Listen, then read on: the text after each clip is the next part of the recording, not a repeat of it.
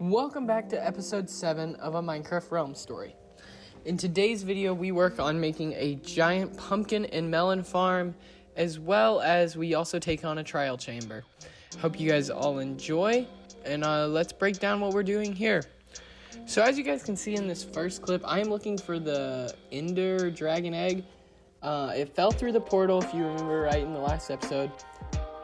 And I couldn't find it. I'm going to be honest with you guys. I looked all over the place. I checked the end. I usually know where it spawns, but I think one problem may be because I put a tower that goes all the way up to max height. So the egg probably didn't spawn. I got all the XP from below the ground, but I couldn't find the egg. If you guys know any ways to find this, please let me know, because I don't know where it is and I would love to be able to find it. But that's the situation on that right now, so I can't really do much about that. But as you guys can see here, I found a terracotta biome, I think is what it's called. I don't know the exact terminology. But, so what I do here is I just harvest up about a single shulker full of, oh my gosh, terracotta, because I don't know, I was like, I might as well get it while I'm here, and it's pretty helpful for building. I may use it in a furnace room in the coming videos, because I need to make a bunch of glass if I'm going to work on the nether tunnel, because I want it to look good. So that's what I'm thinking I'm going to do with it. Probably make a gray, color it, and make some terracotta.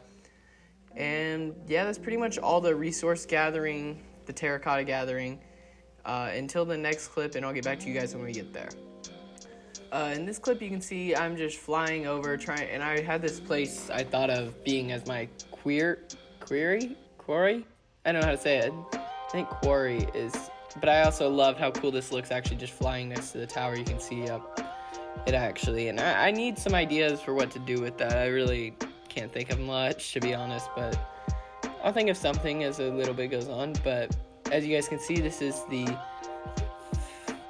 where the beginning of the quarry will be. It doesn't look too flat right now, but trust me, we make a lot of progress, and this is where we are gathering all the resources, from the dirt to the stone that we are going to need for the big farm. And going forward, if I ever need stone, I'll probably just come over here and do it and just keep mining it out until I get to the bottom. I'll get back to you guys whenever we have a little bit of an update / building for the farm.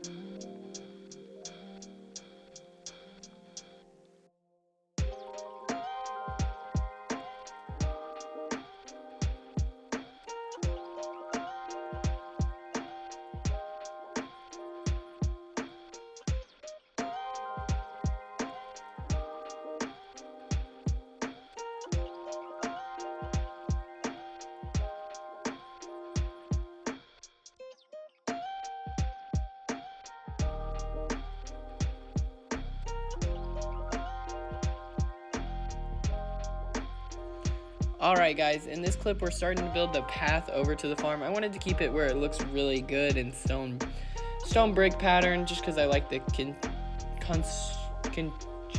continuity.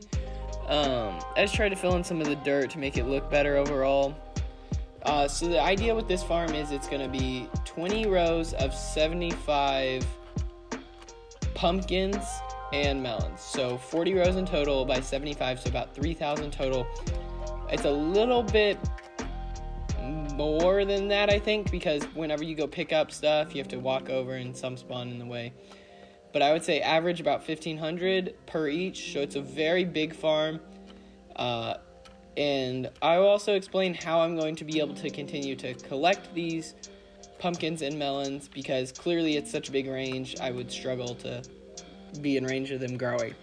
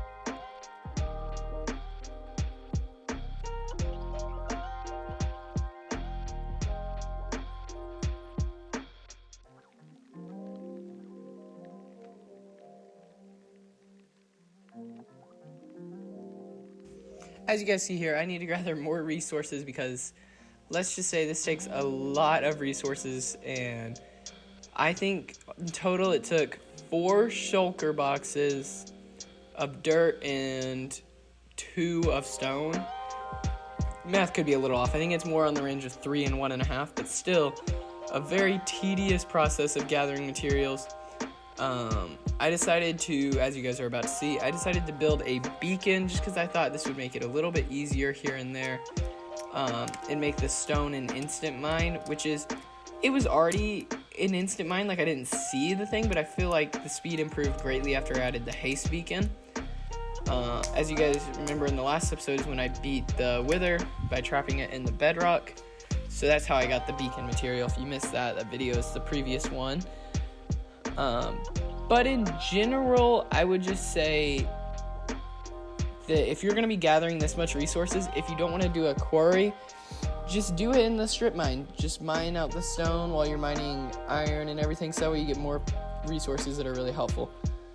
But with that being said, I'll leave you guys all with the final material gathering and get back to the building. And we also work on a AFK room, which is how we're going to be able to collect. I'll get back to you guys whenever we're working on the farm.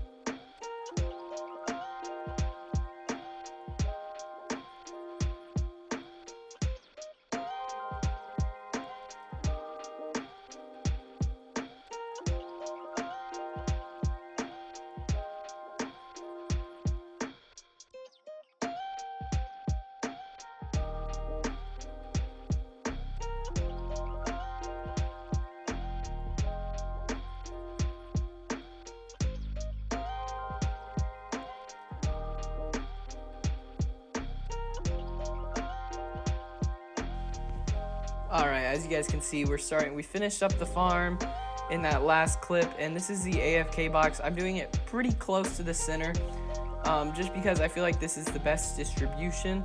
I have done a couple of trial runs just to see. It grows pretty much all the way until the very edge, or the corner, which is, you know, it's fine. Can't really get it perfect. But that's it, and then there was a bit of a time jump there. So I decided to let them grow to see what would happen, and I realized I needed to put the stone covers on, so that's what you guys are seeing here. And this is the last step in the whole process. And I did the math, if I remember right, I think it's 480 emeralds. So what I did is I had all the villagers grow up and just made new beds on the second floor of the villager tower. At the start of the next episode, we'll do a full harvest and a full trading just to get a general idea I also designed 2 shulker boxes, one for melons and one for pumpkins, just to make collection a little bit easier, and also just to make it where I can place down the things, fill them up, put them back in my inventory. I don't have to worry about constantly trading back and forth, you know. So in the next video, we will do a full harvest of the pumpkin and melon farm. Hopefully get all the villagers up a level so that way I can trade the pumpkins and melons and everything. I just want to leave a note. I did harvest it one time in here. This wasn't a full harvest, but the harvest still took 25 minutes, which is pretty crazy. I think going forward, the trading strategy, the best strategy is going to be to, whenever they're sleeping, and then go one by one throughout the whole row of the villagers. Alright, I'll get back to you guys whenever we are doing the trial chamber. I also have a bit of nat audio that I thought was funny, and I hope you guys all enjoy that.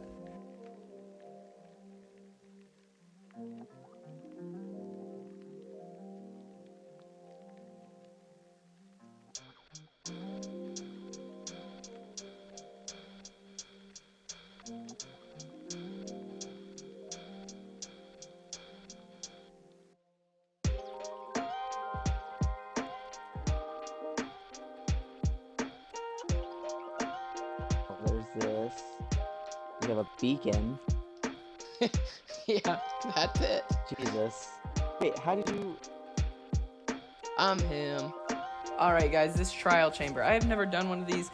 My friend who's on the realm at this time, he found this one.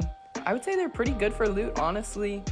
You have to be pretty good and looted and have everything prepared, because he definitely got the worst end of everything. His sword got broken, which was very interesting. I don't really know why. I still don't understand how the best way to loot this. I still don't understand the full process for it.